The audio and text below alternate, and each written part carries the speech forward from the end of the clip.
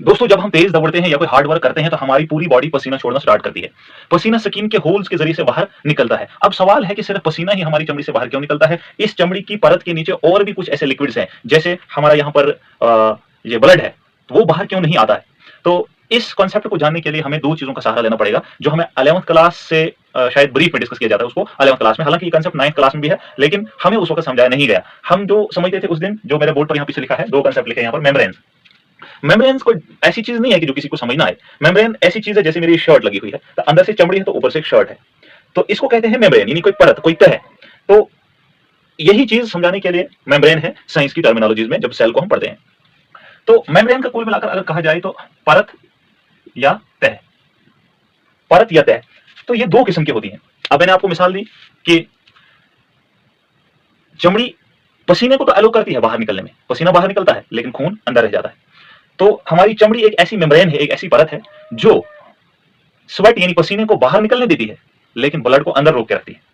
ऐसी मेम्ब्रेन को हम सेमी परमिएबल मेम्ब्रेन कहते हैं। अगर आपको साफ दिख रहा होगा, ऐसी मेम्ब्रेन, ऐसी परत या ऐसी तह जो एक चीज को निकलने दे, फॉर एग्जाम्पल पसीना, और दूसरी चीजों को वो निकलने ना दे, यानी वहीं रोक के रखे, जैसे खून है। तो इसी तरीके से साल्ट भी बाहर निकल आता है। जब आप पसीने को चाटेंगे तो आपको लगेगा कि मेरा यहाँ से साल्ट बाहर निकल रहा है, तो साल्ट को बाहर आने देती है लेकिन खून को रोक के रखती है, और ये वाटर वेपर्स को भी बाहर निकलने देती है, आबी बुखारात को। तो ऐसी परत, चमड़ी ऐसी परत है जो कुछ चीजों को बाहर निकलने देती है और कुछ चीजों को रोक के रखती है।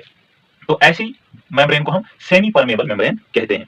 इसकी आप सादा सी एग्जांपल अगर हम रोजमर्रा की जिंदगी में ले लेते हैं, तो हमारा वो चाय वाला पूना होता है, उसमें चाय की पत्ती ऊपर ही रह जाती है और चाय नीचे से निकल जाती है। तो इसका मतलब कि वो सेमी परमेबल की तरह काम कर रही है। इस सेमी परमेबल मेम्ब्रेन को दूसरा नाम सिलेक्टिवली परमेबल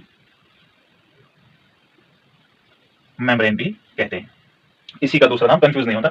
तो परमेबल मेम्ब्रेन क्या होता है? परमेबल मेम्ब्रेन होता है जो हर एक चीज को अलाउ करे, यानी कि जो किसी चीज को रोके ना। जैसे मैं कहूंगा कि चमड़ी कट गई, यहां से पसीना भी बाहर निकल गया और पसीने के साथ साथ खून भी बाहर आ गया, खून के साथ साथ पीप भी बाहर आ गया और वाटर वेपर भी आ गया, अगर कट गई तो मुझे लगता है कि परमेबल मेम्ब्रेन और सेमी परमेबल मेम्ब्रेन में आप फर्क जान गए होंगे एक सिंपल और सादा सी एग्जांपल के जरिए। इसके जो एडजेसेंट में मेरा टॉपिक है वो है ऑस्मोसिस।